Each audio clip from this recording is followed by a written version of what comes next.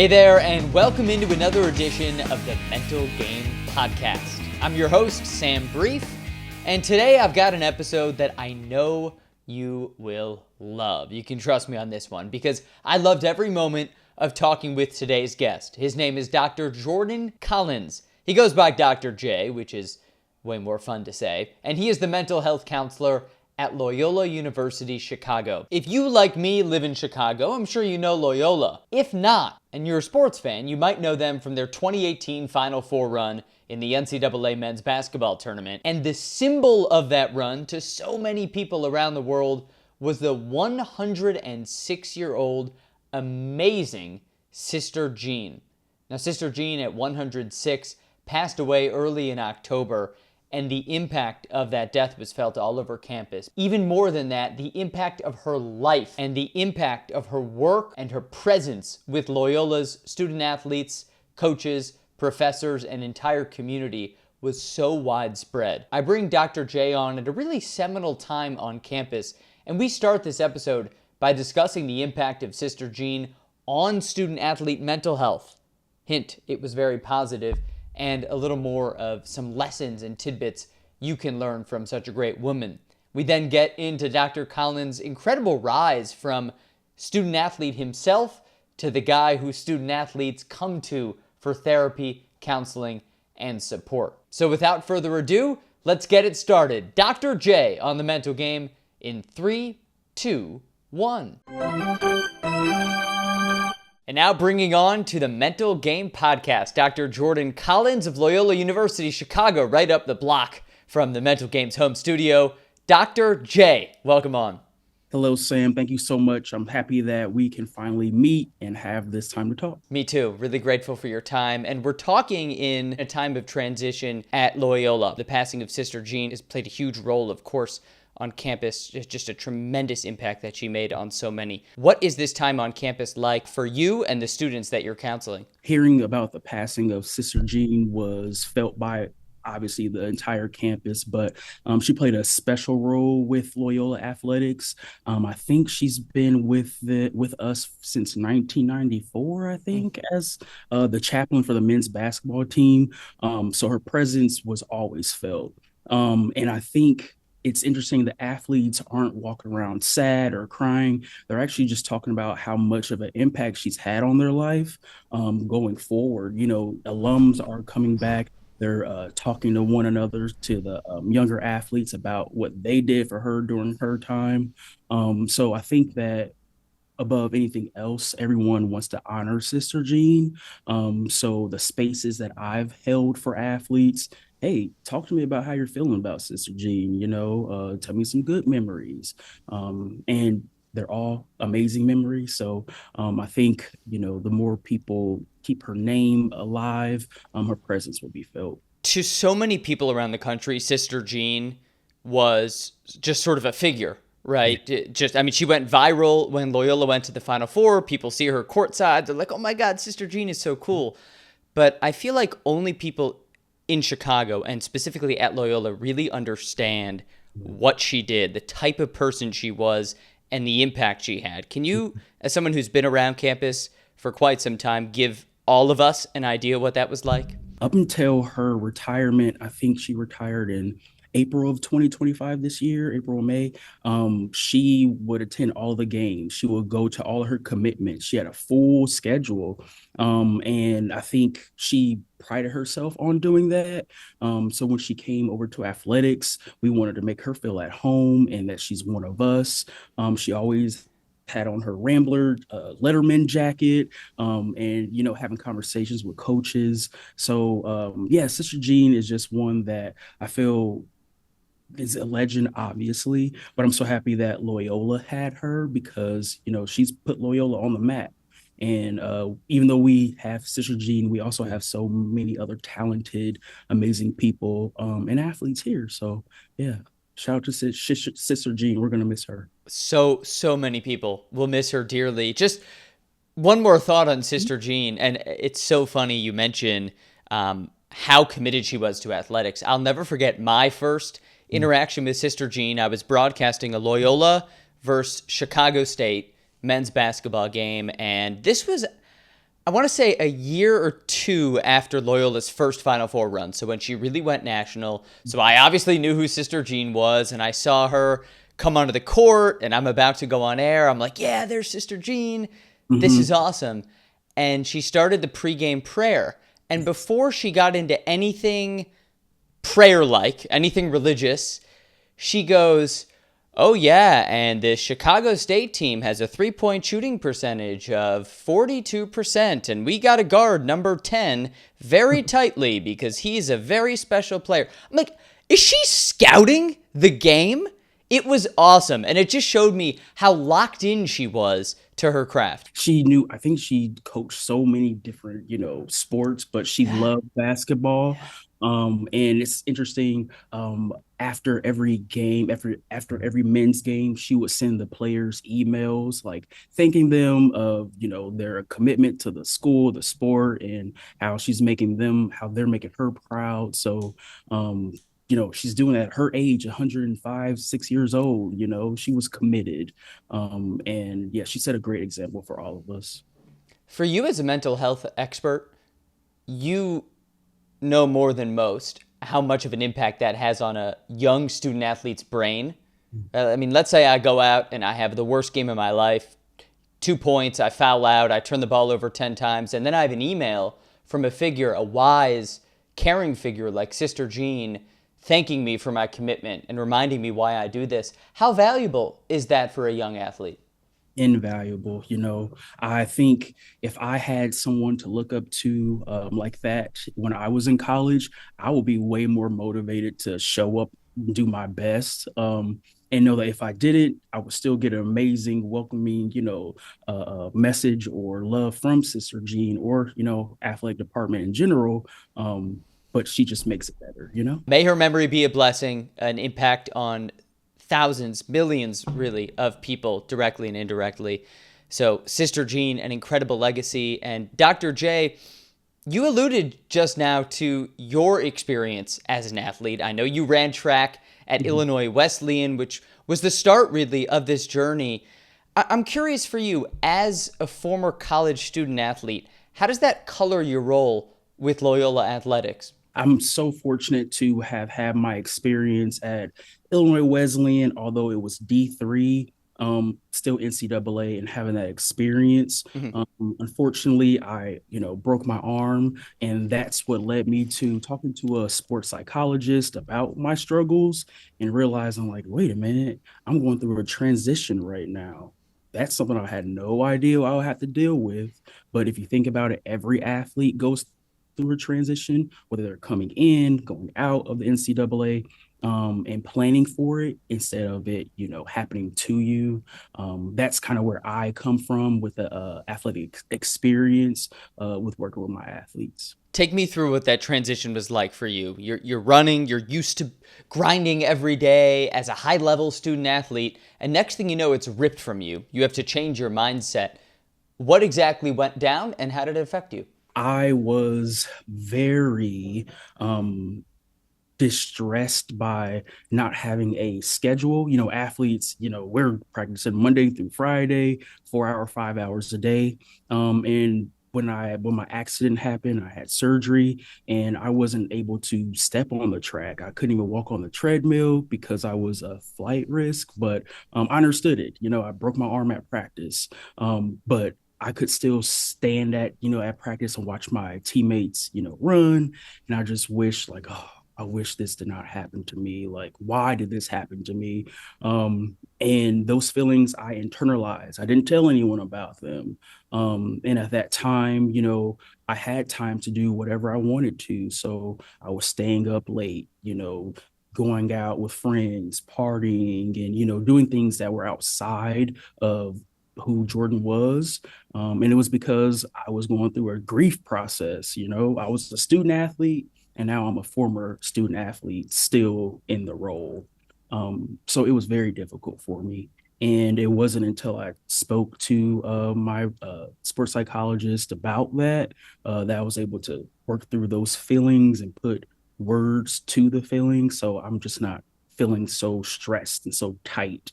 Now I can explain how I feel versus not being able to process it. Had you ever gone to therapy before that point, or was that the first time you'd ever opened up to anyone? That was the first time ever. And I have past trauma, family trauma, where I wish I would have, had therapy at that time, but it wasn't until I had my own trauma that I experienced, and I took it upon myself to, seek help. And unfortunately, that's how it does happen for athletes. Either they are going through an injury, they're not playing as much or something. That's what leads them to me. And then from that meeting, everything else comes out. We're talking about life. We're talking about plans after college. So yeah, it's a lot that goes on in the room. You mentioned what goes on in the room. I hear life, I hear plans after college. A lot of people, when they picture a sports psychologist, the athlete gets off the basketball court, off the football field, Mhm. into an office like yours, this beautiful office we're looking at behind you, and they break down the game and they break down how to be a better player like they're a robot. But I know that's not the case. You're talking about all sorts of stuff. What percentage of the conversation is even about the sport they play? That is a great question. In the beginning, they come in thinking well, I won't say all, but majority of athletes come in 100%. But after I go through my intake and I'm asking them questions, they're thinking, and they're responding, it tends to turn to what makes them, which is the sport, but life in general. So then it becomes that. So I would say maybe 80% is, regular life stressors and 20% is the sport. Probably a healthier way to look at it as Yeah. opposed to just, oh, I'm going to talk about my sport 24/7 because, like you experienced, what if you break your arm and you Yeah. can't go to practice? Right. Yes. And that is very possible because it happened to me. And actually, thank you for bringing up that. So here at Loyola, we have a brief model. So what that means is every athlete, they get 8 sessions per year, and that's up to an hour of therapy. And not every athlete requires that or every athlete needs that. So last year I implemented something called athletic drop-ins, and it's basically office hours where I open up my schedule and athletes can go in their portal and schedule a meeting with me. It's about up to 30 minutes. Come in, you can talk about, it's strictly sport performance. So if there's any clinical things, we move into another area, but they're coming in and they want to know how to enhance their sport performance, how to problem solve, how to have a difficult conversation with my coach. So that is a more quick and dirty way of getting to the sports psych things, but the brief therapy is where we do the actual clinical work. You're doing both of those things. Yes. Yep. Monday through Friday. I'm a full-time mental health counselor. And I'm here Monday through Friday. I have a coworker. His name's Kenneth Stratton. He's here part-time. So with us both, we're seeing all of the student athletes. We don't meet with anyone else on campus. So they're available to us and we're available to them. And it's a great partnership. You are on the grind. It sounds like you're a machine, day in, day out, Monday through Friday. Oh yeah. Yeah. I'm really curious, Dr. J, about your path that goes from a college athlete coming to terms with life after athletics, seeking out therapy for the first time, to someone actually giving that therapy Mhm. and being that person for all of these Loyola student athletes. How did you get to that point? And I guess with just starting at the beginning, when did that seed get planting of, hey, I want to go in that chair and give the counseling?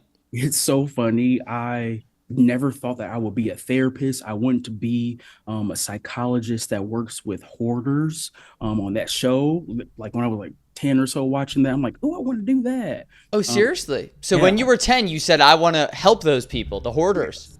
I was so fascinated by it. Wow. Wait a Yeah. minute, what's going on? And they're helping them get to a better spot. But this is a strange way of doing it, but I'm interested. And I didn't know at the time that that was clinical psychology, Mhm. what they're doing. And, these people are dealing with OCD. And going through my training, I'm realizing, oh, okay, that's what was going on at that time. Not a lot of 10-year-olds Right. want to be therapists for hoarders, right? I mean, you Right. get it I want to be a Major League Baseball player and, CEO maybe, Yeah. but that's really niche. Yeah, right. And I was running track at that time, but I never thought, oh, I want to be a pro.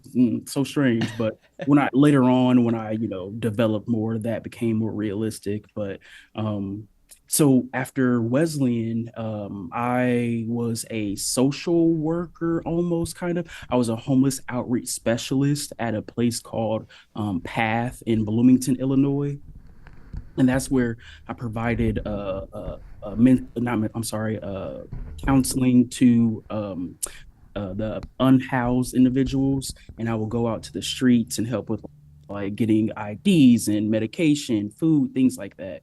And that's where I learned my interpersonal skills.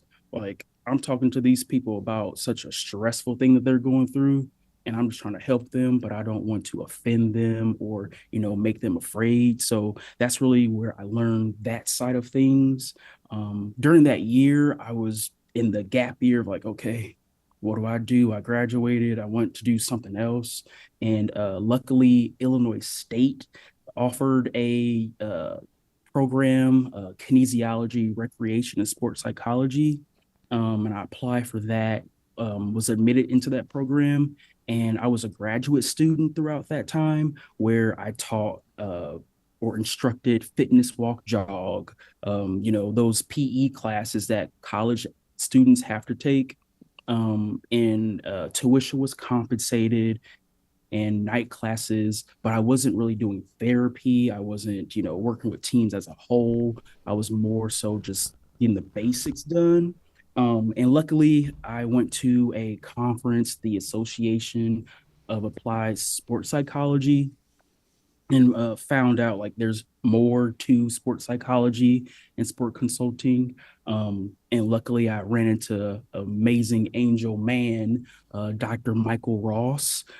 He is the director of sports psychology at St. Louis University, and he's on faculty as well. And he just mentioned, hey, try to apply to this, see what happens, and go from there. And I did, showed up for an interview, had no idea what I was doing. Like, I don't know about clinical anything, but I know a lot about sports psychology.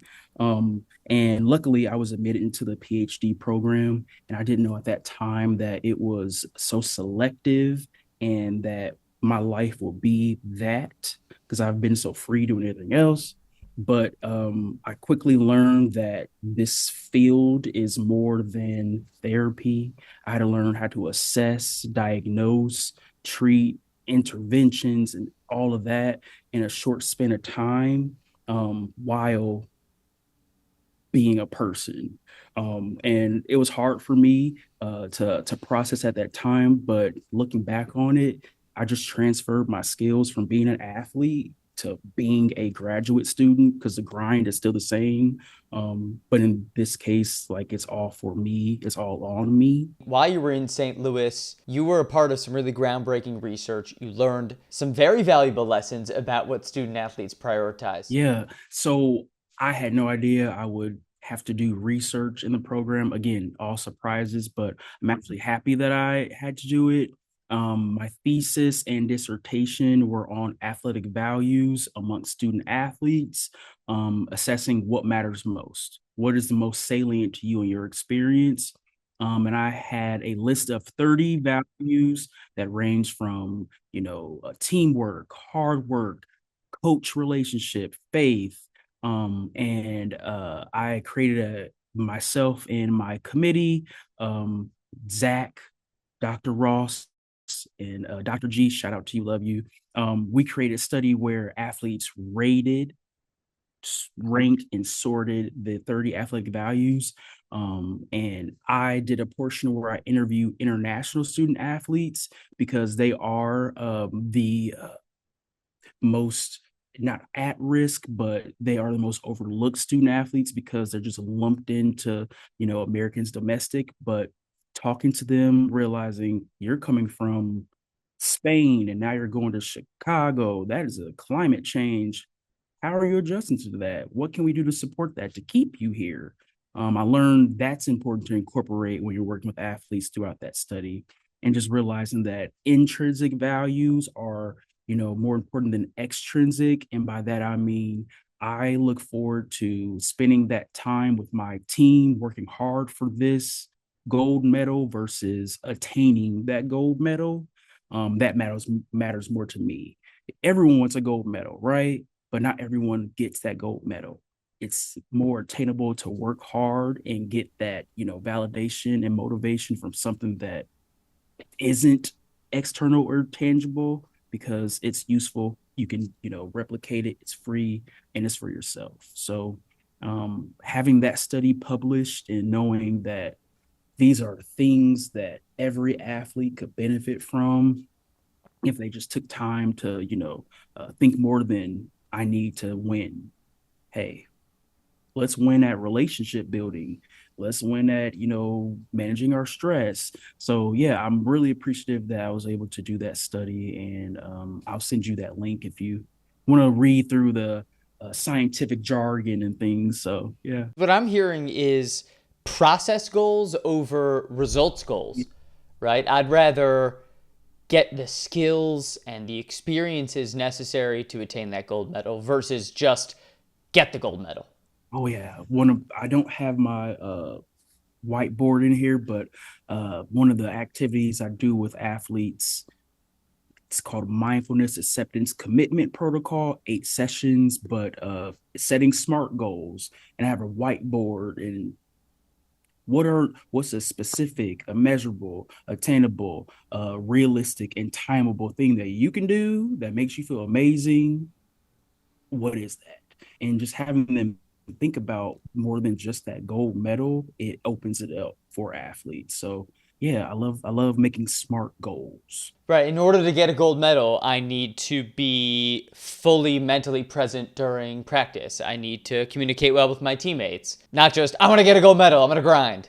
Yeah, yeah, yeah. And I tell athletes, I understand you want to, get in that gym and spend more hours and go to that track and run more laps. You're working harder. Let's work smarter. What else can we do? You want to cross train, that's better on your legs. You want a more focused lift, talk to your strength coach. Don't put more on yourself. Use your resources. We are here, they are there for a reason. And you don't need to burn yourself out in order to get the thing that you want. So yeah, we can spend a whole nother day talking about burnout because oh yeah, that's a thing. But yeah, we'll save that. Yeah, and maybe take a rest day every once in a while because that'll save you from the burnout.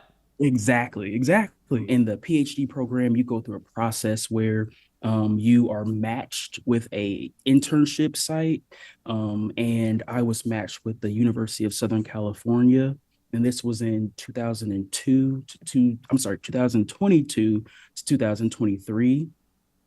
And that is where I did a generalist training and also sports psych. So earlier you asked in the therapy room, like, what's the percentage? There, I was the sports psych intern, but I also had to learn the generalist side of things.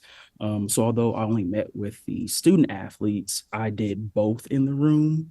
And the way that the senior staff at USC operates, because it's such a humongous athletic department, their schedules are booked from 8 a.m. to 5 p.m., meeting with athletes, coaches, going to practices.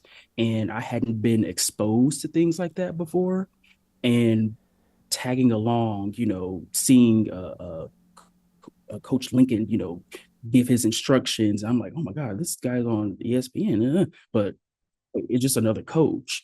And there are a lot of nameable coaches there, but they're just regular people that want to take their athletes to another level. And during that time, I didn't have connections or contact with coaches, only the athletes. But I worked with the rowing team, men's basketball, women's basketball, men's and women's volleyball. And those are sports that I weren't exposed to, haven't been exposed to in my training. I would meet with, the athletes, and I had an insecurity that I didn't realize until I got to USC that, oh my God, I was a D3 athlete. They're going to think I'm a fraud. Or they don't think that, yada, yada. But the student athlete experience is pretty much the same for all athletes. It's just, how they live it at any division. So, talking to athletes, I'm like, I'm not an expert in, rowing, but I do know a lot about talking to people. And I would love to know more about you and what came about, how you came to grow to love the sport. That's how it starts. And that opens athletes up to, oh, he wants to know more about me, more than just what I do, but like who I am. Does that make sense? And I love that my athletes, are breaking records out there, but I tell every one of them, if you aren't making those changes and necessary actions in here and translating out there, how are you going to go to the next level? Um, and that tends to perk them up a little bit. Like I didn't think about it that way. And it's not to scare them, but it's literally to motivate them. Like you can be physically fit 100%, but that mental game. Ooh, yeah, there we go. Oh, when he works the name of the podcast into his answer. That's a Ooh, plus guest. that mental game, it doesn't have to be perfect, Yeah. but has some control over it. So, At USC, it sounds like you got such a crash course, right? You're oh yeah, learning about sports and athletes that you never had exposure to before. You told me you felt like a fraud initially. Like, oh, I'm a D3 Illinois Wesleyan athlete and these are the Trojans, for crying out loud. How did you get over that? Is it too much to call it imposter syndrome that you might have had at the start? 100% imposter syndrome. I actually did a poster on imposter syndrome in athletics during my training at SLU. So having it happen to me in real time, I'm like, oh my gosh. But actually, it helped me step outside of myself and not center myself in the room because that's not what therapy is about. It's about the client, the student athlete, the patient. But I do use my experience to relate with my athletes. So I'm very transparent. I try to hold some things back. And if I feel like I'm going to share something about my experience, I always say, this is about you, not about me. But is it okay if I share something about my past that relates to this? And all the time they say yes, they want to know about someone else's experience. And telling them, yeah, I ran this race and it didn't go well. They're not asking me about my times or if I won. They're asking me, oh, okay, well, how did you handle that, false start? Well, I crashed out, absolutely. But after that, I just tried again.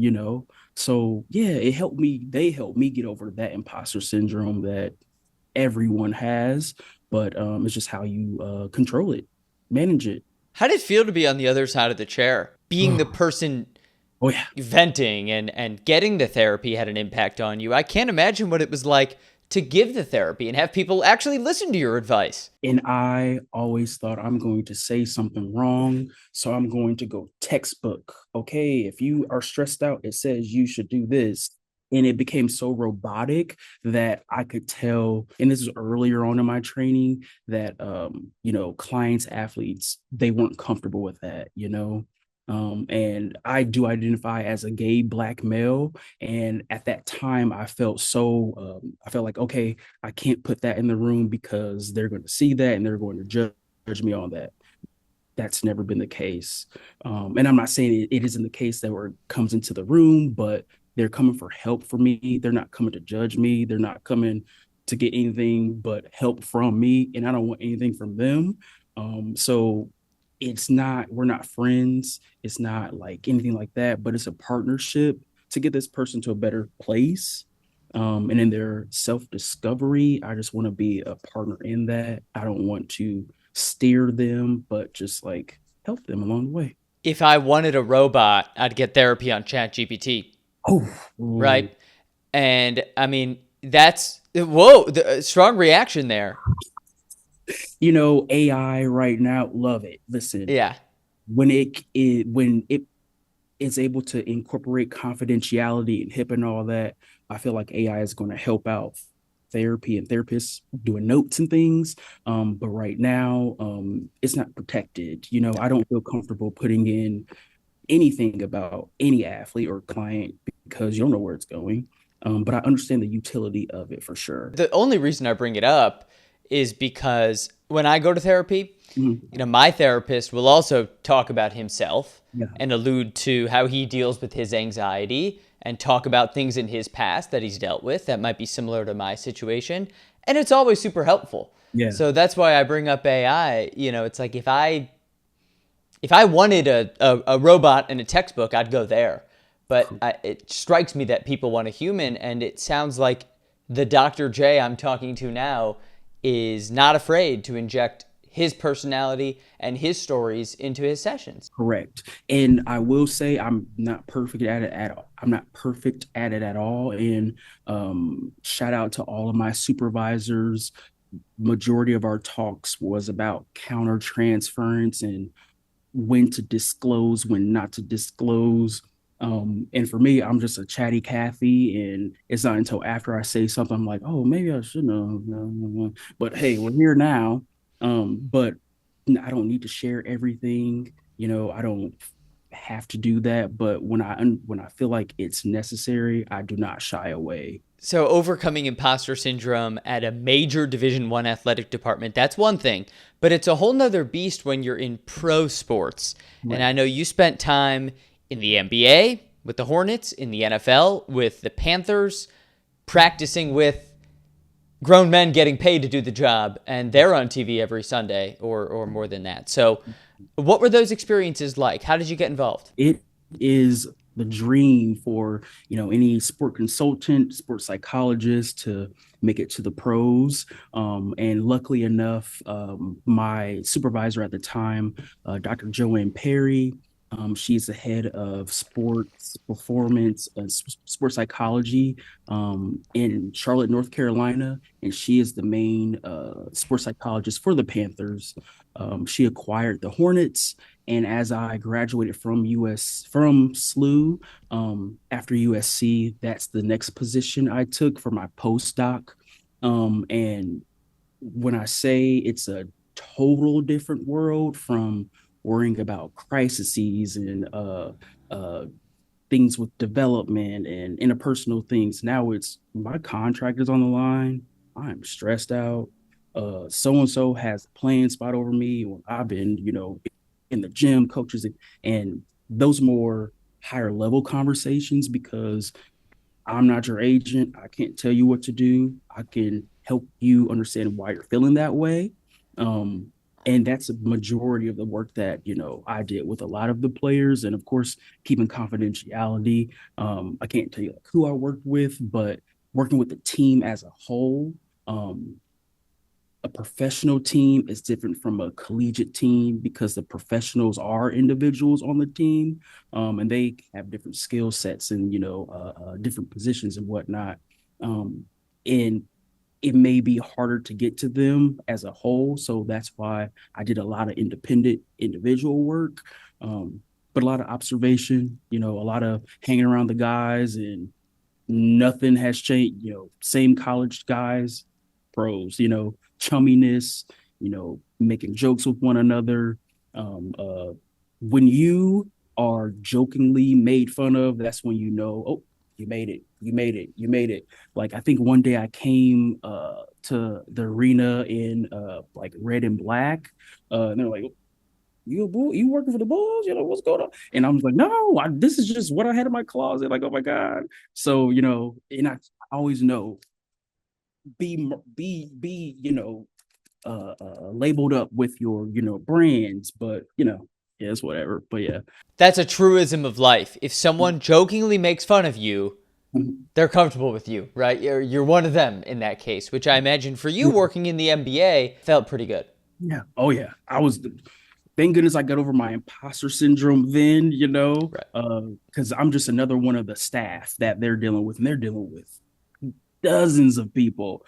So it's really not time to put yourself in it. Just When you were working in pro sports, we'll just zoom out to all your experience in the pros. What were the most common, or maybe just one of the most common issues that was brought up in your sessions? communication. The coach is the man in charge, the person in charge. They have they make all the decisions, but they also have assistant coaches that, influence what the coach says. But the players don't really have an influence on what's going on. They're just showing up and like hoping that they get that playing time. But, athletes in middle school, high school, college, they all want to play. They're not getting those minutes and they don't know how to ask the coach, hey, what's going on? Like, can you tell me what the vision is for you see for me? And doing the conflict management, handling difficult conversations, more so though of that was the work that was being done. And granted, I was only there for 5 months. Um, in November of that year, 2023, my sister unfortunately passed away from colorectal cancer. And I made the decision to step back from my postdoc and return home and work on my own mental health and like ground myself because although I had my dream job and I had it all, so to speak, my mental health will always come first. And I didn't feel like I was giving my best to my clients, and that's not fair to them. So yeah, like you said, legally I can't talk about things. Legally I can't be unstable working with people. So yeah, and not saying I was unstable, not saying that. I just needed time to process my grief. Yeah. You had to make sure you didn't get to that point. Correct. Yes, yes, yes. And that's actually how I ended up at Loyola. I'm from Springfield, Illinois, and I still need to finish my postdoc hours. So I'm looking online and I see this position for Loyola Athletics. Sister Jean, that's Sister Jean. I didn't know anything That's else. big time. No, hey, let's do it. So applied and luckily I got the position and here we are now. And here you are now at Loyola at a major program that just transitioned a couple years ago into the Atlantic 10 and at a major transitional time for college athletics. Any sports fan who follows it has been reading about NIL and the portal and all these things nonstop.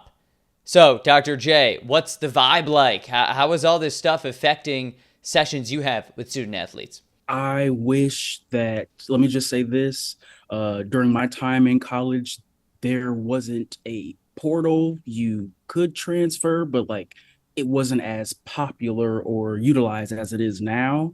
And now when I'm working with athletes, the portal is seen as more of an option as not just, hey, I want to try something different. I've been at Loyola for 2 years or a year, whatever. Let me just put myself in the portal. Now, getting to that step is a lot of discussion. It takes a lot of effort because once you're in the portal, your coach is automatically notified.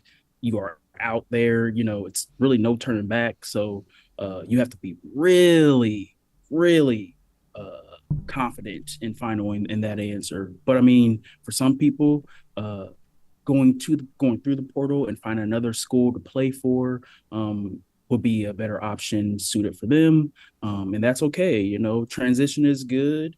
Loyola breed, well, we have a lot of amazing athletes. And I think if the opportunity comes for them to go somewhere else to play, I'm pretty sure that if it suits them, they would do that. How is the accessibility of that and the accessibility of money now with things like NIL and revenue sharing affecting these students? Because I can imagine if I were a 18, 19-year-old and suddenly I could make money when a few years ago I couldn't, that would affect me mentally quite a bit. Ooh, yes. NIL has its positives, its, unhelpfulness, and it's neutral. I think if someone is coming from absolutely no literacy of financial literacy, and now they have, thousands of dollars in their bank account, that could definitely make them a little nervous. Let me spend it all, or how do I keep this, or, now my family needs something. What we are doing as mental health professionals right now, a lot of abuse is going on. It's happening because weed has been legalized, marijuana has been legalized, and the NCAA doesn't test for it anymore. It's up to the universities on how they would like to go about that. So we take the position of harm reduction, not saying, hey, don't do this because it's bad. Okay, I'm gonna do it anyway and do it in secret, right? I was a college student, like I told you, when I broke my arm. Oh yeah, Thursdays, I binge drink, and I didn't realize at that time that I was binge drinking. I thought I was just being a college student, was not good. And going forward now, talking to athletes, balancing their, personal life and their athletic life. Now you're throwing in money. Okay, I have to manage this, I have to pay for an apartment, I have to do this. That's more stressors that they didn't expect to deal with. Now they have to worry about being an adult while also performing at a high level. And I will say, Loyola is a mid-major university.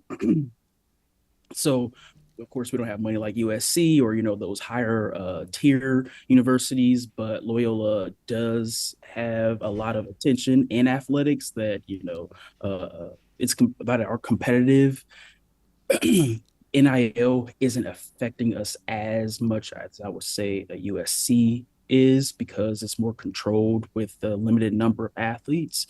And yeah, I think, we're still learning about it too. I wish there was, hey, if you have an NIL deal, here's your, financial literacy consultant, or learn how to manage your money. But it's just meeting with your coach, signing that contract, and hoping for the best. And Yeah. suddenly there's more money in your bank account and you got to figure it out.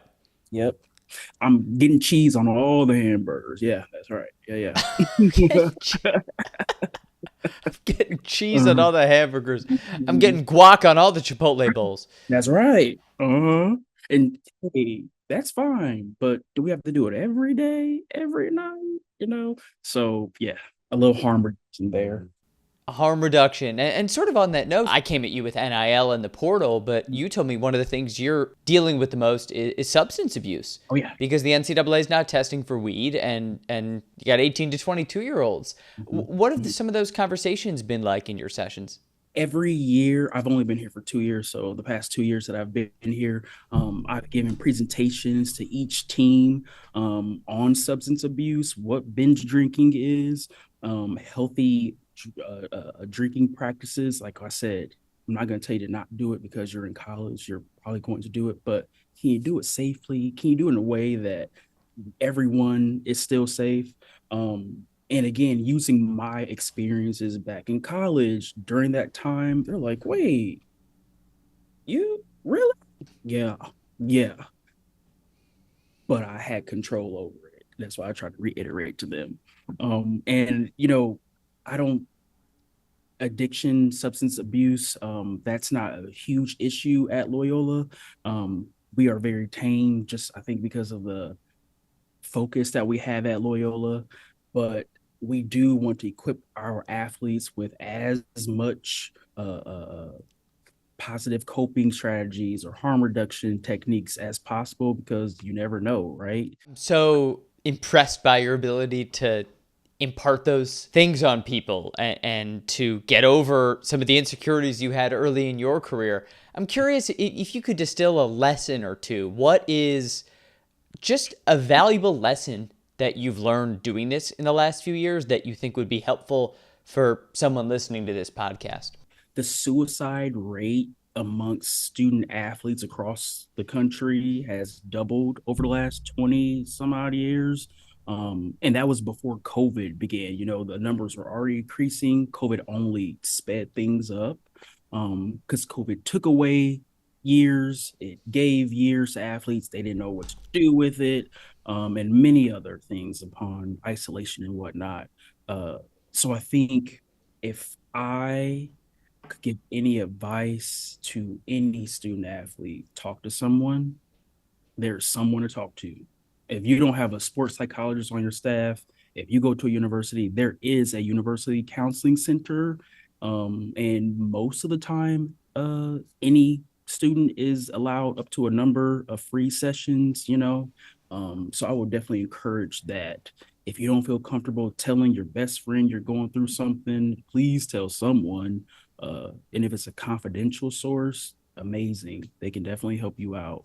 But definitely talk to someone. Number two, I think prepare for the transition. Going in, you have 4, 5, 6 years of this experience that it's never going to happen again. Be prepared for that. And be prepared for when it's over as well, because after that you can't go back, you can't change anything. You are a former student athlete. And I think a lot of student athletes have a hard time grasping with letting go of that, but they need to understand that it's going to happen. No one stays a collegiate athlete. Even pros retire, right? So prepare for that transition, because you don't want it to sneak up on you and you not be prepared for it. Yeah, those are my two. That's all I have right now, I think. So for student athletes, be prepared. And for anyone, probably the most important thing you said in this entire podcast, talk to someone. I mean, I'm talking to you as an example. You're incredible, because you're someone who opened up and then decided you wanted to be the person opened up to. So you went the extreme route. But even if you don't become a therapist yourself, talk to someone, because it can really change your life for the better. Correct. Yes. And it's free. So it's easy. So take advantage. Dr. J, talking to you, I've learned so much in just an hour.